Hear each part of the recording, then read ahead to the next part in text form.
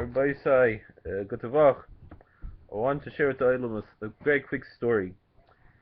Um, it's a story I heard maybe 15 years ago, but I think it's very apropos in light of current events. There was a teacher I had in high school, Magid Shir, Rebbe I had in high school, Moshe Weinberger, the big Rav in Woodmere, very famous Rav in the five towns. He said when he was a younger man, I heard this story 15 years ago. Currently, this story is going back at least 35 years ago, or maybe more, close to 40 years ago. That he was going to go to Monroe to visit the Satmar Rov to get a bracha. This is before Kiryas Joel even became big, it was just starting, it wasn't an incorporated village yet, nothing. And the Rebbe was still alive, so it was before 1979. And Rabbi Weinberger, he said he got to the town of Monroe, he didn't know his way around. And he's a little lost, a little nervous to ask for directions. He sees someone, he's a little scared, he doesn't know, how does this person feel about Jews, Especially Rabbi Weinberger, his parents are Holocaust survivors, so he has more of that mentality, not like, young people don't have the same mentality so much in this generation, but that generation more. And he said to this fellow, he saw him, and he saw he's a little nervous, and he came up to him, he said, "Excuse me, are you a friend of old Rabbi Joel?" Any friend of old Rabbi Joel is a friend of mine. This non-Jewish fellow said to him. And he said that ever since the rabbi came to town, we've had so much blessings and prosperity, and I know it's all in the merit of the blessing of your rabbi. Now, Rabbi Weinberger not a chassid of Satmar, but even when he was a kid, his father used to take him to Satmar Rov. In those days, maybe it was a little bit more acceptable for people of different backgrounds to go there, even though they're still just as welcoming as they always have been, but there's a lot of propaganda against Satmar. And but I think a lot of people I know, they see, when they get to meet the Satmar community, they find it very welcoming, but it's more than just welcoming, more than when the tzaddik comes to place, the blessings are not just for him, not just for his followers, not just for frum Jews, not just for Jews, for everybody, for all the Gentiles, for everybody who lives in the area. They're all blessed in the merit of the tzaddik who comes to the area. And that means, that everyone has what to gain when in situations like this. Tonight's the Yahrzeit from Rebbe Reb Elimelech. There was one Satmar Chassid, he had a dream.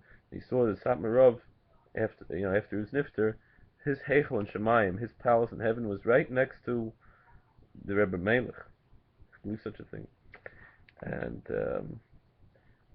Rabbi Weinberger told once, I heard on a tape, that he gave a class on Rebbe Reb Elimelech. It was an ongoing class, you can find it on his website, you can download it. And he said that in Bobov, in Galicia, before the war, there was some Chassidim singing this Medrash Motzei Shabbos, like now it's Motzei Shabbos, the Yahrzeit from Rebbe Reb Elimelech. And it said, they were all waiting for the Rebbe to come in from Av Malka for the Tish. And they said,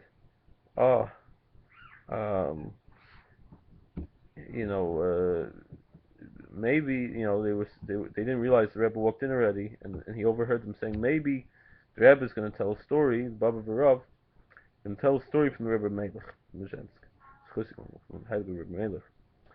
And Bobov Rav, tapped him on the shoulder, and they said every Yid with a beard and pay is a Maisa from the Rebbe Melech. As a story from the Rebbe Melech, it's a deed of the Rebbe Melech. And what he means is that when the Rebbe Melech and the Rebbe Zisha went to Prav Golis around different places in Europe, in Eastern Europe, where they traveled, they spent a different night in every place, that purified the atmosphere and made it an atmosphere that was conducive for Orthodox Judaism to continue in those places. And the fact is that they say that every village where the Rebbe Reb Elimelech and the Rebbe Zisha spent the night, the horrors of the heresy of the Enlightenment movement did not reach and did not wipe out spiritually the community there until maybe very late. At the end, unfortunately, a lot of these things spread. But before that, even though in Eastern Europe was long gone, except for very few, and I mean Western Europe. I'm sorry, Western Europe was long gone, except for very few small pockets of authentic Judaism. And Germany, there was a strong community, but it was small, and most of the community was gone. And even in Lithuania, where there were strong yeshivas, but the common people, a lot of them were divorced from Judaism, and there was a lot of heresy, even inside the yeshivas, but for sure outside the yeshivas. But in Hungary and Poland and Ukraine, the Haskalah did not have such a strong effect, and Hasidic Judaism is what kept people from. Those other places didn't have such a strong Hasidic community. They had small communities, but not so major. And it didn't happen in a vacuum spiritually. It happened because the Rebbe Elimelech came, spent some time there, and that purified air.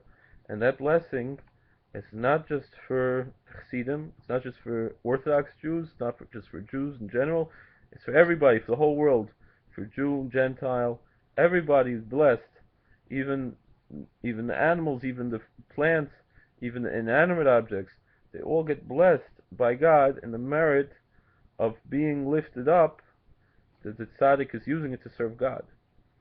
It's not about the tzaddik; it's about revealing God's essence in the world. The tzaddik he nullifies himself before God, and interestingly, it's known even to today that people in Europe, a lot of the graves of the old Hasidic rabbis are visited and have been visited for a long time by non-Jewish people, because they know that that's where, if you pray in these places, your prayers are answered. And with respect and and and and, and reverence, that this blessing is bestowed on everybody. So, and I think in the light of current events, we could say that tzaddikim, b'neim shel kedoshim, even they're not on the same level as the old tzaddikim, but yiftach b'dorei v'kishmul b'dorei. The sages say that Jephthah in the Bible, in the Book of Judges, was not on such a high level as Samuel, but in his generation he was the same like Samuel.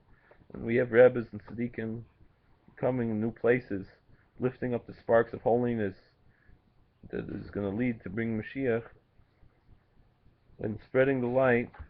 Let's hope that there can be peace, and that in mutual respect, mutual peace, and that this will bring prosperity to everyone involved, everyone in the area, and the fact, the shlucha shel adam k'maisai, people, they're coming in the name of Satmar, and the koyach the Satmar Rov brought, even if he himself had nothing to do with it, but the fact that his followers come to a place, I think also brings prosperity and blessing to everyone in the area. So it's nothing to be scared of, just the opposite.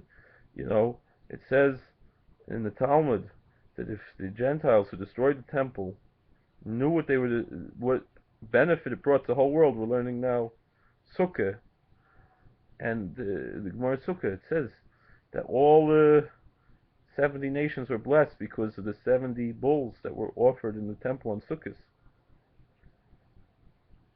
Now we don't have a temple, but that the temple is with us, the Ashras Shechina is with us, and that it's a blessing not just for us. We're here to be a light to the nations, to bring blessings and good things both spiritually and materially, to the whole entire world. And that schus should be zoiche to taka see everything we're waiting for, and the coming of the true Mashiach. How do I stop this? What happened here? Okay, a good